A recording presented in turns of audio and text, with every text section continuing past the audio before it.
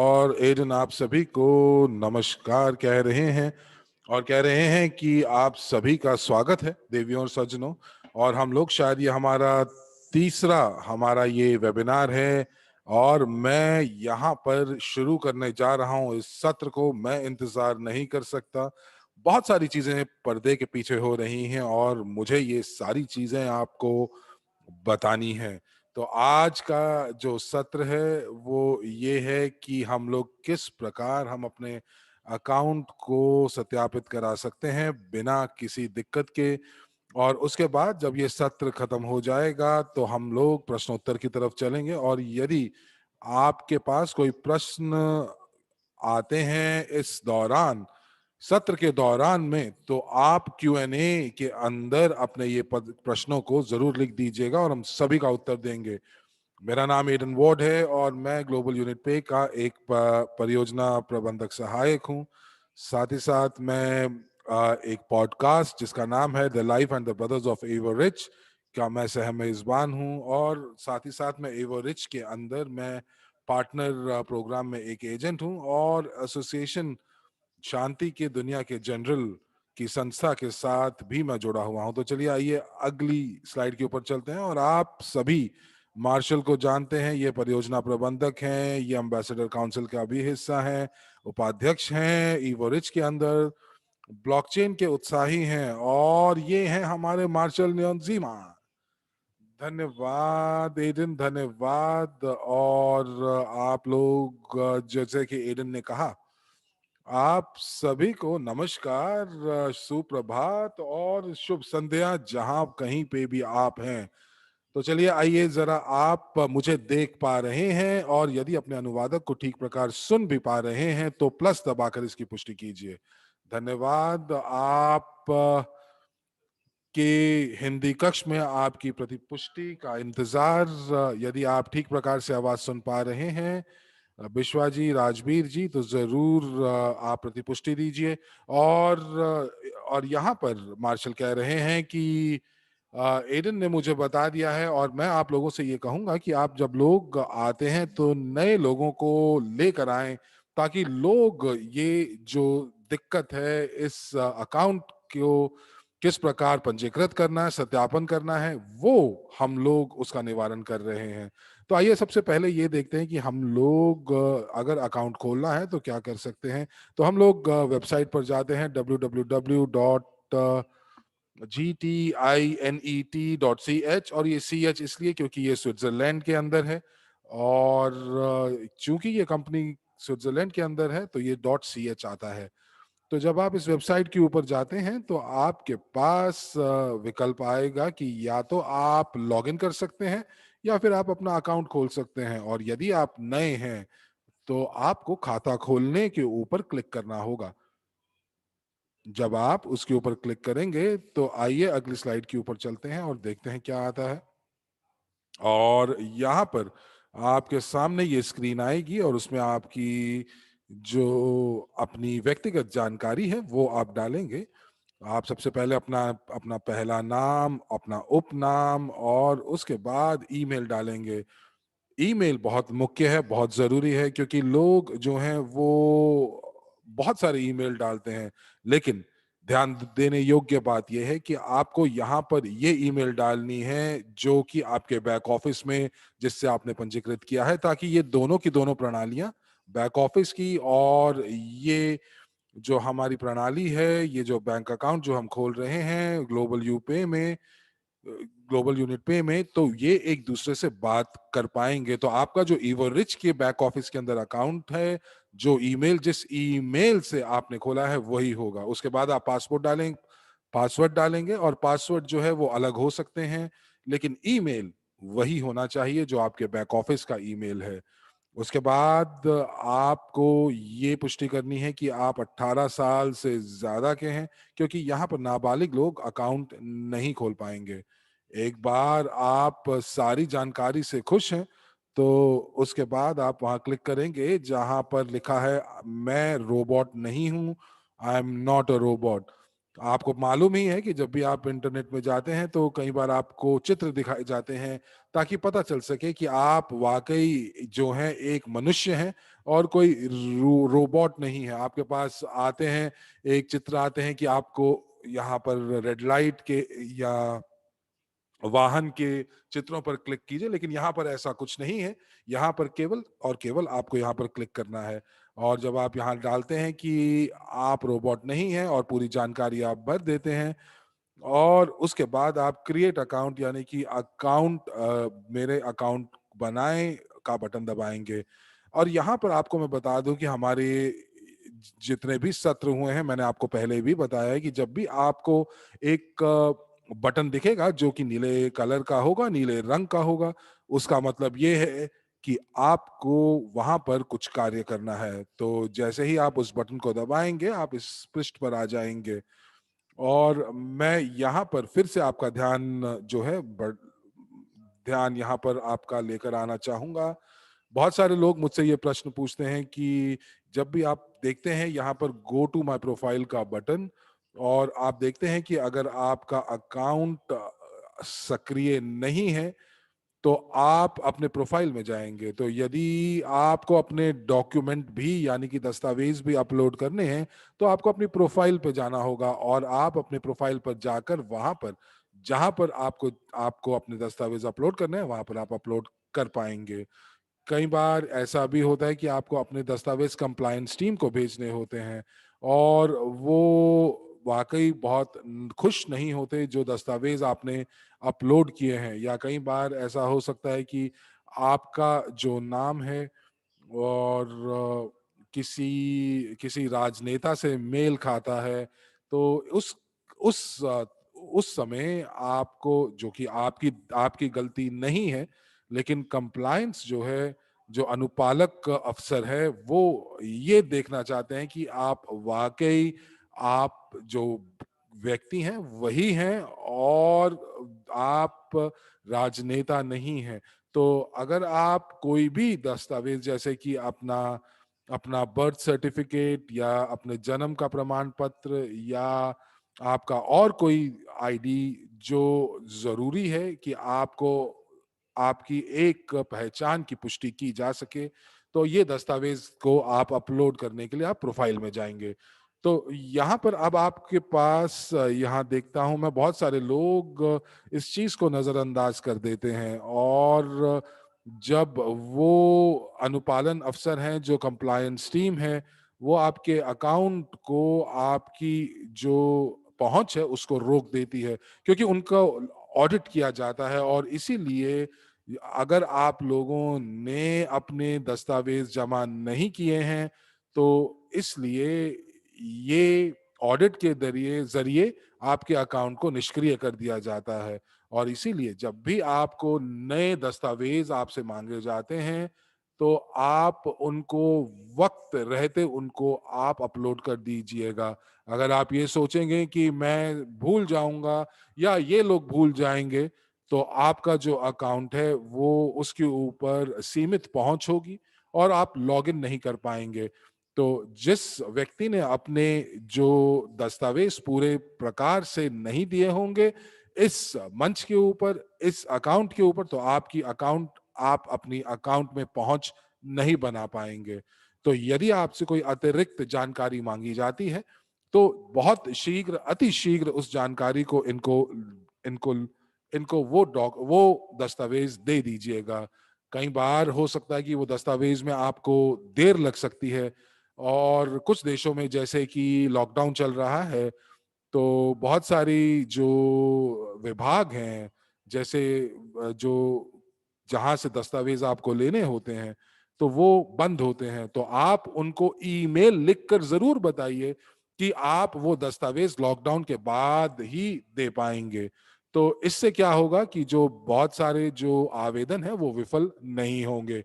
तो अगर आप चाहते हैं फिर भी कि आप सपोर्ट से, आप अपनी सपोर्ट को आप बात करना चाहते हैं, तो उसके लिए आपके पास ये ईमेल है, और वो है कांटेक्ट, माफ कीजिएगा, info@globalunitpay.ch।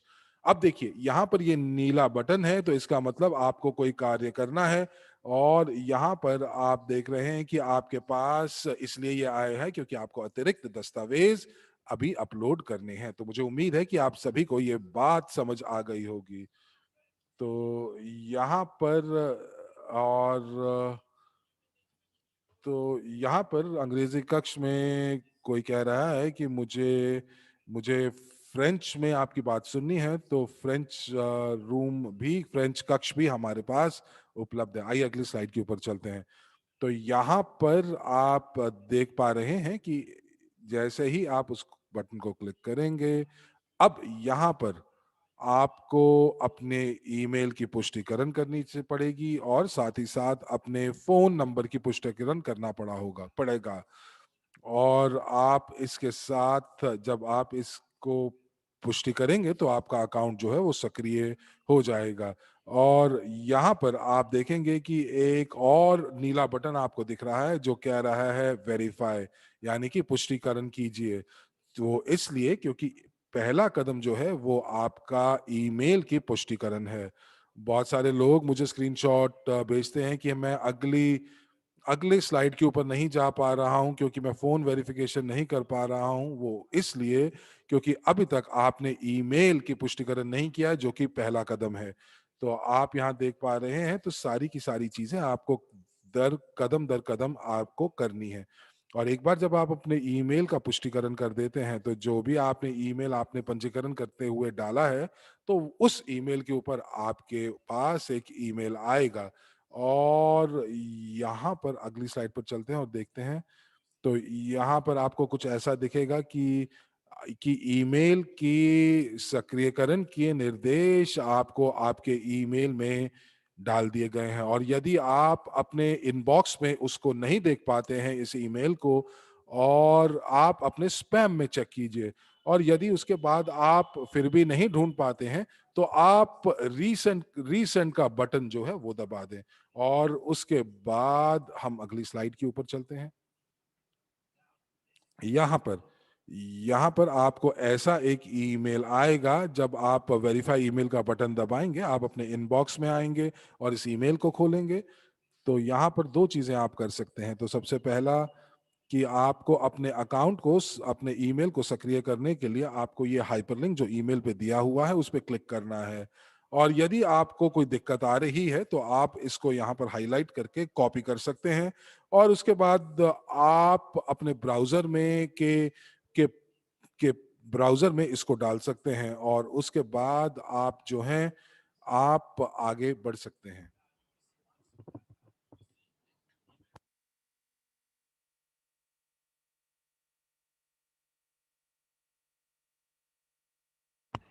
अब एक चीज और आपको जो देखनी है, जो अगले कदम के ऊपर, वो है आपके फोन नंबर की का पुष्टिकरण। तो आप यहाँ पर जो आपको देखेंगे कि आपको आपके जब आप फोन का बटन दबाएंगे कि वेरीफाई और फोन का बटन दबाएंगे, तो आप अगले स्लाइड के ऊपर जाएंगे। और जब आप अगले कदम पर जाएंगे तो आपको यहाँ पर आपसे पूछा जाएगा कि आप अपना फोन नंबर लिखिए। तो जब आप अपना फोन नंबर यहाँ डाल रहे होंगे, तो आप अंतरराष्ट्रीय फॉर्मेट में आप इसको डालिएगा। तो यहाँ पर आप देख रहे हैं कि ये आप ऑस्ट्रेलिया का जो अंतरराष्ट्रीय कोड है +61, वो आपको दिखाई दे रहा है। भारत का अंतरराष्ट्रीय कोड +91 है। और उसके बाद आप अपना नंबर, 10 अंकों का नंबर, जो जो मोबाइल नंबर है वो आप डालेंगे।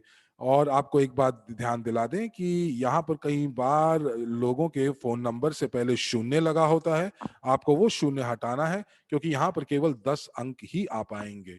आइए अगली स्लाइड के ऊपर चलते हैं। अब यहाँ पर फिर से आपके पास एक ईमेल आएगी कि आपका जो फोन नंबर है उसको सत्यापित कर लिया गया है, उसको हमने उसके पुष्टिकरण कर लिया गया है। आप का जो ये फोन नंबर है, इसके ऊपर आप जो है वो 2FA का जो पुष्टिकरण है उसके जो एसएमएस है वो इस नंबर के ऊपर आएंगे। तो यहाँ पर आप को जो गूगल ऑथेंटिकेटर का आप इस्तेमाल कीजिए। क्योंकि यदि आप किसी और देश में जाते हैं और आप किसी अपना फोन इस्तेमाल करना चाहते हैं और आपका वहां पर रोमिंग नहीं है, तो आप ये कोड आपके पास नहीं आ पाएगा, और आपके पास जब एसएमएस नहीं आएगा तो आप अकाउंट में अपनी पहुंच नहीं बना पाएंगे। तो इसीलिए दूसरी बात, कई बार जो फोन है वो बहुत आसानी से हैक भी हो जाते हैं, वो स्विम स्वैप के जरिए से। तो इसीलिए हमेशा ज्यादा अच्छी बात है कि आप गूगल ऑथेंटिकेशन का इस्तेमाल करें। तो ये जो है ये दूसरा कदम है आपका। आपका पहला कदम ईमेल पुष्टिकरण का और फोन के पुष्टिकरण का। अब आइए अगली स्लाइड के ऊपर चलते हैं, और अब देख पा रहे हैं यहाँ पर आपको हरे में लिखा हुआ है कि ये दोनों जानकारी आपकी वेरीफाइड है, यानी कि पुष्टिकरण है। अब मैं एडन को बुलाऊंगा और वो आपको बताएंगे कि अगला कदम आपका क्या होगा। धन्यवाद मार्शल आपका।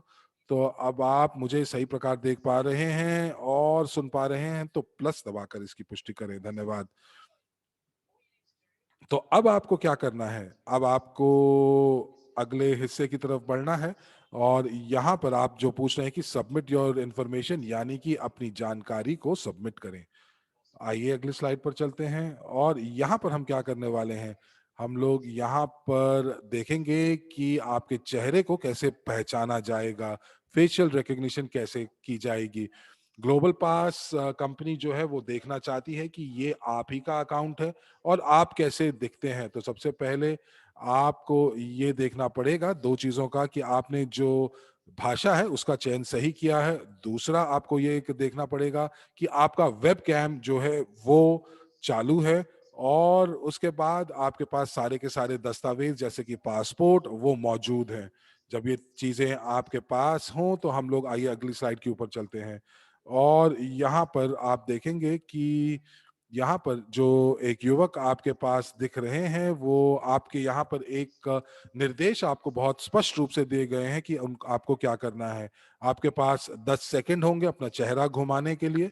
आपको दाएं और बाएं अपना चेहरा घुमाना है, और ये इस समय आपका जो चेहरा है उसको पूर्ण रूप से स्कैन किया जा रहा है, और जो ग्लोबल पास है ये पुष्टि करेगा कि ये वाकई आप हैं।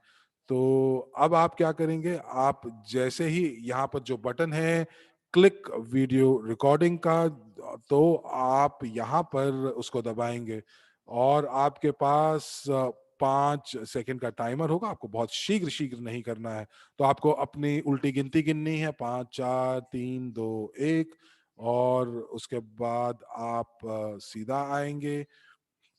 पहले आप अपने दाएं जाएंगे, 1 2 3 4 5, उसके बाद 1 2 3 4 5 बाएं तरफ अपना सिर घुमाएंगे, और बस यही आपको करना है ताकि आपके जो चेहरा है उसकी पहचान की जा सके, फेशियल रिकग्निशन जो है वो काम कर सके। तो अब यहाँ पर ये जो पूरी प्रक्रिया है, जैसा कि मार्शल ने आपको इसके बारे में थोड़ा सा बताया था, लेकिन यहाँ पर मैं आपको जानकारी आपसे जो पूछी जाएगी वो जानकारी होगी, जैसे जो वो जानकारी होगी जो सरकार जिस प्रकार आपको जानती है। और ये इसलिए क्योंकि अगर यहाँ पर आप जो जानकारी दे रहे हैं वो सही व्यक्ति की है, ये सही एडन वार्ड हैं और ये सही मार्शल न्यूनजीमा हैं। तो यदि आप कोई भी जानकारी दे रहे हैं तो ये वो जानकारी होगी कि आपके सरकारी दस्तावेजों के ऊपर आपका नाम किस प्रकार है, आपकी पहचान किस प्रकार है। तो अब हम लोग क्या करेंगे, हम लोग सबसे पहले ये देखेंगे कि किस देश में हमारे जो दस्तावेज हैं वो जारी हुए हैं, और यहाँ पर हम लोग लिखेंगे कि कौन से देश के हैं। तो हम लोग यहाँ पर अगर हम लोग भारत, हमारा अगर पासपोर्ट भारत सरकार द्वारा जारी किया गया है तो हम भारत यहाँ डालेंगे। और उसके बाद यहाँ पर दस्तावेज टाइप जो है, यहाँ पर आपको 2 प्रकार के विकल्प, 3 प्रकार के विकल्प मिल रहे हैं, और वो 3 प्रकार में आप जो है वो पासपोर्ट ही लेंगे, क्योंकि भारत के लिए ये पासपोर्ट ही आपको यहाँ पर सत्यापित कराएगा। आइए ये करने के बाद अगली स्लाइड के ऊपर चलते हैं, और जैसा कि हमने हमने अपने चेहरे की पहचान कराई, उसी तरह हम लोग अपने आईडी का, दस्तावेज की पहचान कराएंगे, और वो भी कैमरे के सामने। तो आईडी कार्ड या जो पासपोर्ट होगा, जो हम या ड्राइविंग लाइसेंस होगा, तो हम लोग क्या करेंगे कि पासपोर्ट को हम लोग कैमरा के पास लेकर जाएंगे, और वहां पर आप जब देखेंगे तो आपको स्क्रीन पर एक चौकोर दिखाई देगा, और उस चौकोर के अंदर आपको वो दस्तावेज जो है कैमरा के साथ आपको हिलाकर एडजस्ट कर कर उसको डालना होगा। और दूसरा विकल्प क्या है? और विकल्प दूसरा विकल्प जो कि मैंने भी इस्तेमाल किया है व्यक्तिगत तौर पर, वो ये कि आप या तो अपने आइडेंटिटी कार्ड का, पहचान पत्र का, दस्तावेज का आप कॉपी बना लीजिए, फोटो खींच लीजिए, स्कैन कर दीजिए, और ऐसे करिए कि कोई भी उसको ठीक से पढ़ सके। और उसके बाद मैंने यहाँ पर ये विकल्प का चुनाव किया, जो कि था अपलोड फोटो का। तो और कई बार जो आपकी जो आईडी होती है, दस्तावेज होते हैं, वो दोनों तरफ होते हैं, तो आपको ये दोनों तरफ आपको दिखाने होंगे। तो कई बार आपको ये भी आती है कि आपके पते में बदलाव होता है, तो वो क्या करते हैं कि वो उसके ऊपर कोई स्टिकर डाल देते हैं, वो आपके डॉक्यूमेंट के ऊपर, दस्तावेज के ऊपर कुछ ऐसी चीज डाल देते हैं जिससे पता चल जाता है कि आपका पता जो है वो बदल गया है। तो ये कुछ देशों में ऐसा भी होता है। अब यहाँ पर आप देख पा रहे हैं कि मैंने अपना ड्राइविंग लाइसेंस यहाँ पर डाला है, और उसके साथ साथ वो सारे के सारे दस्तावेज जो हैं वो पूर्ण रूप से स्पष्ट हैं। लोग देख सकते हैं कि मेरी जन्म तिथि क्या है, मेरी फोटो ठीक आ रही है, और मेरा जो पता है वो भी सही आ रहा है। और जैसा कि मैंने कहा कि आप जो भी दस्तावेज डालें, वो आप अगर वेबकैम का इस्तेमाल कर रहे हैं तो फोटो बिल्कुल स्पष्ट होनी चाहिए। आप जो हैं वहां पर उसके अंदर कोई रोशनी की चमकार नहीं पड़ रही है, या जो जो इस प्रकार से रोशनी ना पड़ रही हो कि आपकी जो जानकारी उसके ऊपर लिखी हुई है वो उस पे पढ़ी नहीं जा रही हो, या आपकी उंगली आ रही हो जिसकी वजह से ये जानकारी जो है आपके केवाईसी ऑफिसर पढ़ ना पाए। तो आपको मैं बता दूं कि हमारे जो केवाईसी अफसर हैं ग्लोबल पास के, वो एक एक दस्तावेज को व्यक्तिगत तौर पर उसकी पुष्टि करते हैं। तो जब आपने ये सारी चीजें कर दी हैं, आपने आपने दस्तावेज का सीधा भाग और उल्टा भाग, उल्टी साइड सीधी साइड दोनों आपने दिखा दी हैं। और यदि आपको कभी भी लगता है कि आप जो हैं चित्र को, या जो फोटो आपके दस्तावेज की ली जा रही है वो थोड़ी सी बेहतर आप कर सकते हैं, तो आपके पास एक विकल्प आता है ये नीले नीले बटन के अंदर, जिसके अंदर आप जो है माफ कीजिएगा, एक ऊपर जो बटन है जिसके अंदर आप वो कहते हैं री अपलोड। री अपलोड का मतलब आप उसको दोबारा से ठीक प्रकार से अपलोड कर सकते हैं।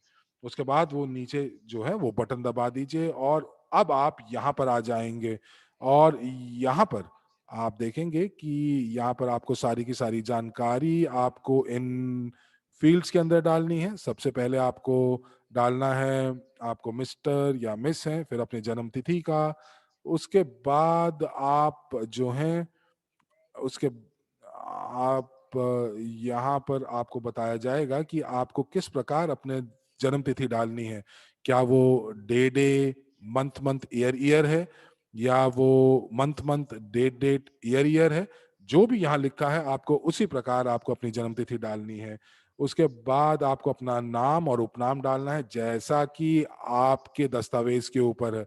यदि आपके दस्तावेज के ऊपर पुराना नाम लिखा हुआ है, जैसे शादी से पहले का, तो आप जो हैं आप अगर कोई ऐसी चीज कर रहे हैं तो आप उस समय आपको कारण देने होंगे कि ये क्यों अलग है। उसके बाद आप बताएंगे कि ये जो दस्तावेज हैं कहाँ जारी हुए हैं, और ये दस्तावेज कब तक वैध हैं। तो आप एक चीज का और ध्यान रखिएगा कि यदि आपकी वैधता 6 महीने में खत्म हो रही है तो ये दस्तावेज मान्य नहीं होंगे। आप जब भी इनको अपलोड करें तो इनकी वैधता 6 महीने से ज्यादा की होनी चाहिए। चलिए, बहुत बढ़िया, आगे चलते हैं। और यहाँ पर भी आपको वही चीज करनी है। आपको जैसे हम लोगों ने ये डाला, यहाँ पर आप अपना पता डालेंगे, और ये पता वो होगा जो आपके दस्तावेज के ऊपर होगा। अगर आपने मेरी आईडी पे देखा था कि जैसे कि मैंने उदाहरण के तौर पर अपनी आईडी आपको दिखाई थी कि एक पता था जो कि पहले का था और उसके बाद पीछे एक स्टिकर चिपका गया गया था। तो वो स्टिकर जो है इनको दिखाना बहुत जरूरी है। मैंने जैसा पहले कहा कि सरकार आपको कैसे जानती है, आपके जो दस्तावेज है, सरकारी दस्तावेज, उसमें क्या लिखा हुआ है, ये बहुत जरूरी है कि आप वही चीज यहाँ पर लिखें। और उसके बाद आपने सारी की सारी जानकारी डाल दी, तो उसके बाद हम नेक्स्ट के ऊपर क्लिक करते हैं। और इसके लिए अब मैं अपने सह मेजबान मार्शल को यहाँ बुलाना चाहूंगा, जो कि आपको बताएंगे। एडन, धन्यवाद आपका। और मार्शल कह रहे हैं कि जब आपने ये सारी की सारी चीजें कर ली हों, तो सारी की सारी चीजों की पुष्टिकरण एकदम नहीं हो जाता, क्योंकि इसका सत्यापन की प्रक्रिया अलग है। आप वो ग्लोबल पास में जाती है, वहां पर अफसर उसको उसको उसकी जांच करते हैं। तो यहाँ पर बहुत सारे लोग जो मुझे बोलते हैं कि उन्होंने सारे के सारे दस्तावेज अपलोड कर दिए हैं और वो बहुत इंतजार कर रहे हैं, क्योंकि उनका सत्यापन नहीं हो पा रहा है। तो यहाँ पर आपको एक ये जो सबमिट फॉर्म है उसको दबाना है। तो आप जब भी आपको ये आप देखेंगे कि जब आपने अपनी ईमेल आपके पास आता है, तो आपके पास जब आपके पास ईमेल आए कि आपकी जो जो भी जानकारी आपने दी है उसका पुष्टिकरण किया जा चुका है, तो जब उसका मतलब ये नहीं है कि पूरा का पूरा आवेदन जो है उसका सत्यापन हो चुका है।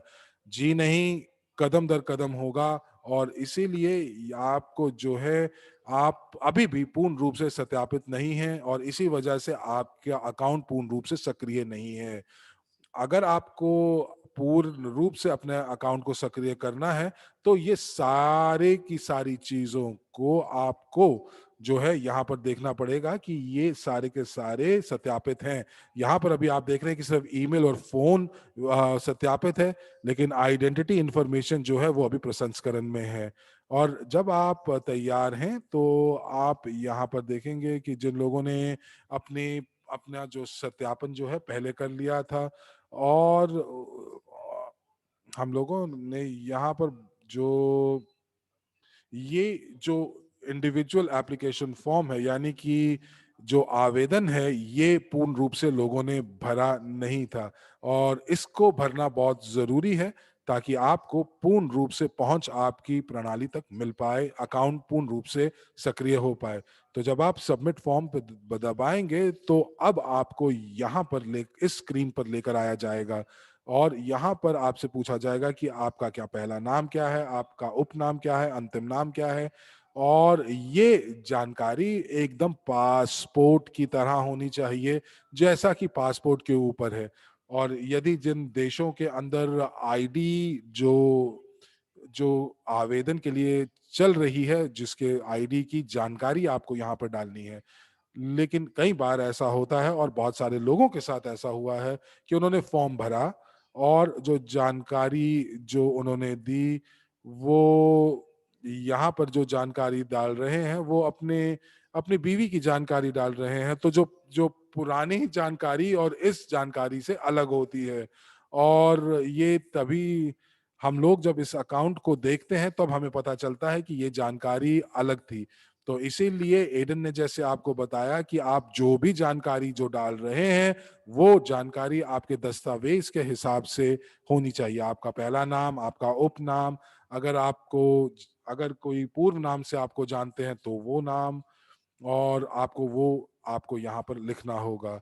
उसके बाद आपसे जो पूछा जाएगा कि ये जो पर्सनल आइडेंटिफिकेशन नंबर है, तो अब यहाँ पर लोग जो है वो असमंजस्यता में पड़ जाते हैं कि वो यहाँ पर क्या डालें। क्या वो यहाँ पर टैक्स आइडेंटिफिकेशन नंबर डालें? जी नहीं। पर्सनल आइडेंटिफिकेशन नंबर, यानी कि व्यक्तिगत जो नंबर है, वो यहाँ पर जो है आपके जो दस्तावेज है, उस दस्तावेज का एक आईडी नंबर होगा। आपके पासपोर्ट पर आपके पास पासपोर्ट नंबर होता है। तो वो संख्या, वो नंबर आपको यहाँ पे डालनी है। और ये यहाँ पर टैक्स आइडेंटिफिकेशन नंबर नहीं है। और बहुत सारे लोग जो हैं यहाँ पर इसको गलत कर देते हैं। तो जो भी दस्तावेज आपने यहाँ जमा कराए हैं, जो पासपोर्ट आपने जमा कराया है, उसका पासपोर्ट नंबर यहाँ पर आना चाहिए। और अगर आपका जो एक नंबर है, जो दस्तावेज नंबर है, वो यहाँ पर आएगा और पासपोर्ट नंबर यहाँ पर आएगा। अगर आप वाकई आपको पहले ये चीज नहीं पता थी तो प्लस दबाकर इसकी पुष्टि कीजिए। यदि आपको पहले अगर दिक्कत आ रही थी जब आपने पहले अपने सत्यापन की प्रक्रिया की और आपको ये नहीं पता था कि यहाँ पर क्या डालना है, तो प्लस दबाकर इसकी पुष्टि कीजिए। तो कोई भी नहीं, क्योंकि कोई प्रतिपुष्टि नहीं मिल रही है हमें, क्योंकि मुझे ये पता है कि बहुत सारे लोग भ्रमित हैं, और अगर आप उनमें से एक व्यक्ति हैं तो ये आपका दस्तावेज संख्या है। यहाँ आपको और भी विवरण डालने की आवश्यकता है, और ये हो सकता है कि आपके पास जो आपका पासपोर्ट है वो किसी और देश से हो। जैसे मैं इंग्लैंड का, मेरे पास पासपोर्ट है, लेकिन मेरा जन्म इंग्लैंड में नहीं हुआ। तो पासपोर्ट पे लिखा होता है कि आप कहाँ आपका जन्म हुआ है। तो यहाँ पे आप अपने जन्म की तिथि डाल सकते हैं, जगह डाल सकते हैं, कौन सा शहर है वो बता सकते हैं, कहाँ आप रह रहे हैं वो नहीं, बल्कि वो कि कहाँ पर आपका पासपोर्ट है, कहाँ पे आपका जन्म हुआ है। तो ये बहुत ही महत्वपूर्ण है कि जहाँ जन्म हो वही जानकारी आपको डालनी है, उसकी तिथि डालनी है और उसी जगह के बारे में आपको बताना है। तो ज़रूरी नहीं है वो जगह हो जहाँ आप रह रहे हो। यकीनन ये वो जगह हो सकती है जहाँ फ़िलहाल भी आप रह रहे हो, लेकिन कई लोगों के लिए अलग होता है। हो सकता है वो जहाँ रह रहे हों और जहाँ उनका जन्म हुआ हो, दोनों अलग-अलग राज्य हों, दोनों अलग-अलग देश हों।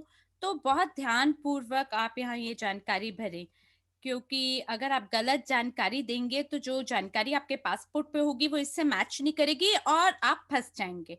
तो आइए अब हम अगली स्लाइड पर चलते हैं। ये फॉर्म की निरंतरता में है, उसके अगला पृष्ठ है, अगला पेज है। तो यहाँ आपसे पूछा जा रहा है जो वर्तमान आपके निवेश का पता है, निवास का पता है, यानी कि आपको यहाँ पे प्रमाण डालना है कि आप कहाँ रह रहे हैं। ज़्यादातर जो दस्तावेज हैं, कई लोग जैसे ड्राइविंग लाइसेंस यहाँ डालते हैं, अगर उसके ऊपर वर्तमान पता लिखा है तो आप वो यहाँ डाल सकते हैं। अगर नहीं तो आपको यहाँ अलग दस्तावेज डालना है, और यहाँ पे आपको पता डालना है। मान लीजिए कि अगर आप यहाँ पे बैंक स्टेटमेंट को डालते हैं, या आपके निवास का परमिट डालते हैं, यानी जहाँ आप रह रहे हैं वहाँ का अगर परमिट डालते हैं, आपको सुनिश्चित करना है कि जो भी पता आप यहाँ डाल रहे हैं, सो वो जानकारी हो जो सटीक रूप से मिले किसी और उस दस्तावेज से जिसके बारे में जो कि आप डाल रहे हैं। तो जो जानकारी आपके दस्तावेज में आपने डाली है वो इससे मिलनी चाहिए। बस आपको ये सुनिश्चित करना है, अगर सारी चीजें आपकी मिलेंगी, आपका बहुत जल्दी स्थापना प्रक्रिया हो जाएगा। आप बिल्कुल भी इसे फोटोशॉप ना करें, क्योंकि अगर आपने इसे फोटोशॉप किया तो ऐसा दिखाई देगा कि आप कोई ऐसे व्यक्ति हैं जो धोखा करना चाहता है। तो यहाँ पे आपको शहर डालना है, देश डालना है और ज़िप कोड डालना है। तो अब ये हो सकता है कि ये जो पता है ये उससे अलग हो, जो कि आपने पिछली स्लाइड में जो पता डाला है उससे अलग हो। ये हो सकता है क्योंकि वो जानकारी उस जगह के बारे में थी जहाँ आपका जन्म हुआ है, और ये जानकारी आपसे ये पूछा जा रहा है कि फ़िलहाल आप कहाँ रह रही हैं। तो यहाँ आपको वो दस्तावेज़ डालने हैं पता के प्रमाण के रूप में। तो यहाँ पे आपसे पूछा जा रहा है कि मेल करने के लिए क्या आपके पास कोई और विकल्प है? वैकल्पिक अगर दस्तावेज़ है, तो आप यहाँ पे येस डाल सकते हैं, और फिर आपको जो दूसरा पता है, वैकल्पिक पता है जो आप डालना चाहते हैं, अल्टरनेटिव एड्रेस डालना चाहते हैं, तो उसके लिए येस पे क्लिक करें, और फिर वो देख पाएँगे कि अच्छा हाँ, इस व्यक्ति ने हमें बताया है, और कि एक एक पता और है इनके पास, तो वो आप यहाँ पे जानकारी दे सकते हैं। देखिए, जो आधिकारिक केवाईसी आधिकारिक विशेषज्ञ हैं, उन्हें ये नहीं पता कि आप क्या बताना चाह रहे हैं। वो आपकी बात को बस सोच के नहीं समझ सकते। तो आपको बहुत ध्यानपूर्वक यहाँ पर जानकारी को भरना है।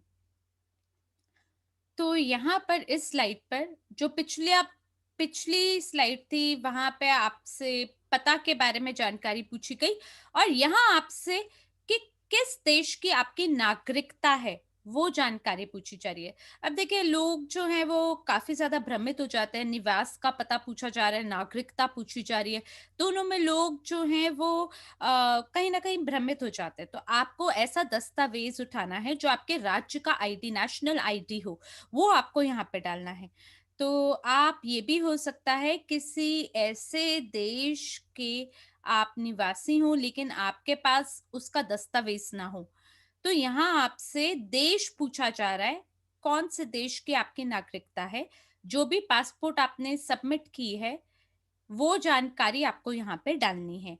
जैसे कि मेरे लिए मैं यहाँ पे यूनाइटेड किंगडम डालूँगा यानी अमेरिका और फिर मैं दस्तावेज़ का टाइप में बोलूँगा, प्रकार में बोलूँगा कि पासपोर्ट है, फिर दस्तावेज़ संख्या में उसकी संख्या डालूँगा और इसकी मान्यता कब समाप्त हो रही है यानी एक्सपायरेशन डेट क्या है वो मैं डालूँगा। ये पूरी जानकारी मैं सभी डब्बों के अंदर सटीक रूप से डालूँगा। मुझे आशा है आपको मेरी बात समझ आ रही होगी और यहाँ पर आपको बोला जा रहा है कि कृपया करके अपने संपर्क की जानकारी आप ज़रूर दीजिए। तो यहाँ पर अगर आपका कोई सामान्य लैंडलाइन नंबर है, वो जानकारी आप यहाँ पे डाल सकते हैं। लेकिन ये अनिवार्य है कि आप ये जानकारी डालें क्योंकि यहाँ पे एक स्टार का निशान है। इसका मतलब आपको मोबाइल नंबर डालने की आवश्यकता है और जो कोड है अंतर्राष्ट्रीय कोड सो भी डालिए। जैसे भारत के लिए +91 है। और वो +91 लगा के फिर जो आपका सामान्य मोबाइल नंबर है सो आप यहाँ डाल सकते हैं कंट्री कोड के अंदर। और फिर आप ईमेल की जानकारी डालते हैं और तब जाके ये जो पूरा स्थान है सो भरा जाता है। यहाँ पे आप कोई और ईमेल भी डाल सकते हैं। ज़रूरी नहीं कि जो आपने इवोरिच के लिए ईमेल डाला है वही आप डालें। आप दूसरा ईमेल भी डाल सकते हैं। जब आप पंजीकृत करते हैं, आपको ये वो ईमेल डालना होता है जिससे आप इवोरिच और ग्लोबल यूनिट पे के साथ आप संपर्क बना सके। तो यहाँ पे ये आपकी संपर्क सूची है कि वो कैसे आप तक जल्दी से जल्दी पहुँच सकते हैं अगर उन्हें कोई सी जानकारी की आवश्यकता है। तो ये वही ईमेल है जो आपने पंजीकरण के लिए जिसका उपयोग किया वो भी आप यहाँ डाल सकते हैं। तो आइए हम अगली स्लाइड पर चलें। तो यहाँ पर आपसे पूछा जा रहा है कि क्या आप ऐसे व्यक्ति हैं जिसका कोई भी संपर्क राजनीति से है या आप किसी राजनीतिक नेता के संबंधी हैं या उनके संपर्क में हैं, उनके निजी संबंधों में से एक हैं। तो ये जानकारी आपसे पूछी जा रही है कि क्या आप पॉलिटिकली एक्सपोज्ड व्यक्ति हैं या आपका कोई भी संबंध किसी राजनीति से है। तो ये जानकारी की आपसे बात बोली जा रही है। अगर आप नहीं हैं तो आप ना पे क्लिक करेंगे और अगर आप हैं तो आपको हाँ पे क्लिक करना है। अगर आप नो पे क्लिक करते हैं तो ये हो सकता है आप अगर मन में जानते हैं कि नहीं मैं किसी राजनीतिक नेता को जानता हूँ या उसका मैं निजी संबंधियों में से हूँ और तब भी आप झूठी जानकारी लिखते हैं, ना पे क्लिक कर देते हैं, तो ऐसे में आपको पकड़ लिया जाएगा और क्योंकि उनके पास एक सूची है जिसमें से ये वो पता लगा सकते हैं कि आपका कोई संबंध है या नहीं। आप अगर बाद में पकड़े गए तो फिर दिक्कत हो जाएगी। तो इससे अच्छा आप सही और ईमानदारी से सारी जानकारी को लिखें और वरना आप हाँ पे क्लिक करें। आइए अब हम अगली स्लाइड पर चलते हैं और यहाँ पर ये एक और चीज़ है जिसमें लोग काफ़ी भ्रमित होते हैं। तो जो देश हैं उनके पास टीआईएन होता है, कइयों के पास पैन होता है, कुछ के पास यूटीआर होता है, यानी अलग-अलग देशों के पास अलग-अलग विकल्प होते हैं। तो यहाँ पे बात ये है कि आप बिल्कुल ना घबराएँ। तो अधिकतर जो टीआईएन है वो यूएस के लोगों के लिए ही नहीं होता, बल्कि और भी देश है जिनके लिए टीआईएन होता है। तो ये आपका टीआईएन क्या है? Tax identification number.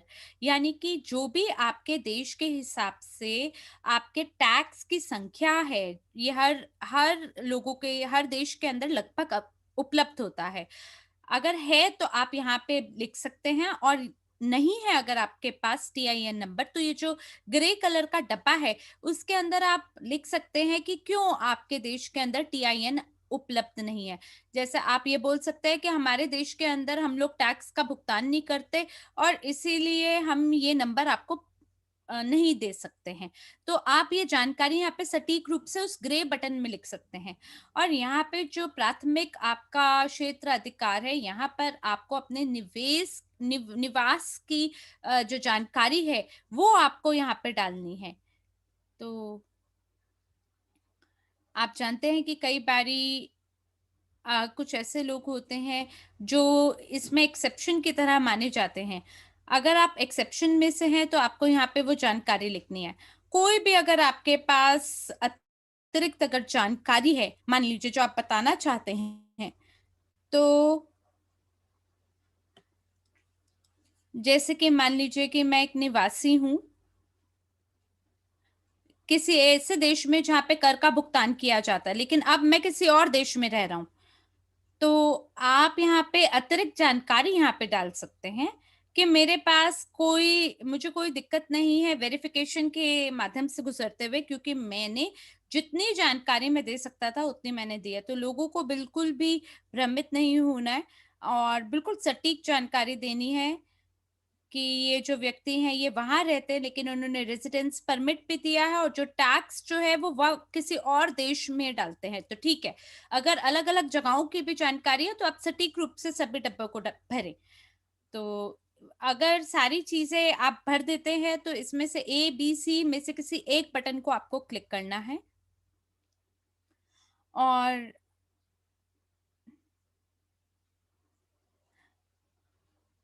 कि ये अतिरिक्त जानकारी है जिसे मैं हाइलाइट कर रहा हूँ, और ये जो टीआईएन है ये केवल यूएस के लोगों के लिए ही नहीं है, बल्कि कुछ ऐसे लोग हैं, उन्हें उन्हें किस चीज़ की आवश्यकता है यहाँ पे? टैक्स आइडेंटिफिकेशन नंबर की है बस। आपको बस वो संख्या यहाँ लिखनी है। तो अगर आप इस वेबिनार को देख रहे हैं, तो यहाँ पे मात्र आपको बस टैक्स आइडेंटिफिकेशन नंबर को भरना है। आइए हम अगली स्लाइड पे चलते हैं, और यहाँ पर आप यहाँ देख सकते हैं कि आपसे जानकारी ली जा रही है आपके फंड्स के बारे में। ये बहुत महत्वपूर्ण है, क्योंकि मैंने कई ऐसे लोगों को देखा है जो कि जब आप अगली स्लाइड पे जाएँगे तो मैं थोड़ा और इसके बारे में आपको बताऊँगा। लेकिन इस स्लाइड पे आप ये समझें कि जिस भी चीज़ पे आप टिक करेंगे, जिस भी विकल्प को आप चुनेंगे, और अगर उसमें कुछ भी अगर अंतर आता है, यानी कि आप बोलते कुछ और हैं और बाद में दिखाई कुछ और देता है, कि सामान्य रूप से तो आप कुछ अतिरिक्त विकल्प को चुनते हुए अतिरिक्त रूप से काम कर रहे हो, अलग तरीके से काम कर रहे हो, तो फिर आपको इसके लिए और जानकारी देनी पड़ेगी कि पैसा आपको कहाँ से आया। आपने मान लीजिए कि अगर आप सेल्फ एम्प्लॉयड हैं, और जो केवल एक अगर मान लीजिए आपके पास आय का स्रोत है, वो रिच से आता है। तो बहुत ही मुश्किल हो सकता है ये दिखाने के लिए, किसी भी दस्तावेज को समर्पित करने के लिए प्रमाण के रूप में देना मुश्किल होगा। मान लीजिए कि अगर आप पैसे को विथड्रॉ करते हैं इवो रिच से, और बैंक में डालते हैं और कर का भुगतान करते हैं, ये सारे काम करते हैं, तो आप वो उस तरह से दस्तावेज को दिखा सकते हैं। लेकिन जब ग्लोबल ग्लोबल यूनिट पे से हम विथड्रॉ करते हैं, तो आपको एक इनवॉइस या पे स्लिप मिलता है, और एक पूरा पूरा डॉक्यूमेंट आपको मिलता है, एक दस्तावेज मिलता है विथड्रॉल से पहले, तो जो कि आप प्रमाण के रूप में दिखा सकते हैं, जो ये दर्शाता है कि आपका इनवॉइस नंबर है, कि और आपको ये भी पता है कि पैसा कहाँ से आ रहा है। वो तो आप दे सकते हैं, लेकिन आपको सुनिश्चित करना है कि आप यहाँ पे जिस भी विकल्प को चुनते हैं, वो ये दर्शाए कि ये आपकी आय का स्रोत है। अगर आपके पास सैलरी सेविंग में है, तो आप सेविंग को चुन सकते हैं, क्योंकि आप वहाँ ये दिखा सकते हैं कि मेरे पास सेविंग अकाउंट से पैसा आ रहा है। अगर आपके पास कोई पेंशन है या कोई अगर आपको सामाजिक रूप से लाभ मिलता है, वहाँ से अगर पैसा आ रहा है, तो उस बटन को आप चुन सकते हैं। तो जितने विकल्प आप चाहें, उतने विकल्पों को आप यहाँ पे चुन सकते हैं। लेकिन ज़्यादातर लोग जो चुनते हैं, वो वेतन को चुनते हैं या स्वरोज़गार यानी सैलरी और सेल्फ एम्प्लॉयड को ज़्यादातर लोग जो हैं, यहाँ चुनते हैं। फिर अब आप दाईं ओर देखें, दाईं ओर आपको जानकारी के बारे में बताना है अपने पेशे के। तो यहाँ पे आपको केवल एक ही आप पेशे को चुन सकते हैं। अगर आपको लगता है कि आपके पास एक से ज़्यादा आप पेशों में काम करते हैं, तो आप अदर को यानी अन्य को चुन सकते हैं और वो जानकारी भर सकते हैं। तो ज़रूरी नहीं कि आप सिर्फ़ एक को चुनें। 3 जगह जो टिक लगा सकते हैं, वो आप बाईं ओर लगा सकते हैं। दाईं ओर आप केवल एक ही विकल्प को चुन सकते हैं, केवल एक को। तो आइए हम अगली स्लाइड पर चलते हैं और यहाँ पर लोग जानना चाहते हैं कि क्या उद्देश्य है आपका खाता खोलने के पीछे, क्योंकि विनिमय के हिसाब से यानी रेगुलेशन के हिसाब से उनको ये समझना है सामने वाला जो है खाता खोलना क्यों चाहता है। कहीं ऐसा तो नहीं कि एंटी मनी लॉन्ड्रिंग के लिए या गैर कानूनी रूप से जो पैसा हेर-फेर करते हैं उसके लिए तो नहीं चाहिए। तो इसीलिए ये जो फॉर्म है यहाँ पे आपसे ज़्यादा जानकारी पूछी जा रही है ताकि आपका पैसा काला धन है या सफ़ेद ये पता चल सके। तो आपको इनमें से कोई एक विकल्प को चुनना हो सकता है और हमारा ये सुझाव है कि इनमें से भी आप घर के खर्चे या व्यक्तिगत खर्चे यानी पहला और तीसरे विकल्प में से एक को चुनें।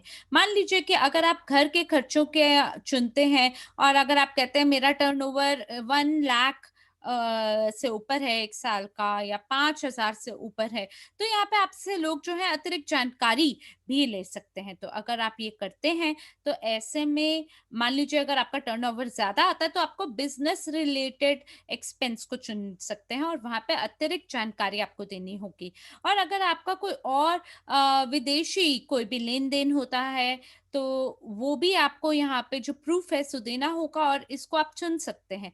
तो और मान लीजिए कोई अन्य है, इनके अलावा है, सो भी आप यहाँ पे चुनाव कर सकते हैं। अगर इनमें से कोई एक कारण नहीं है तो।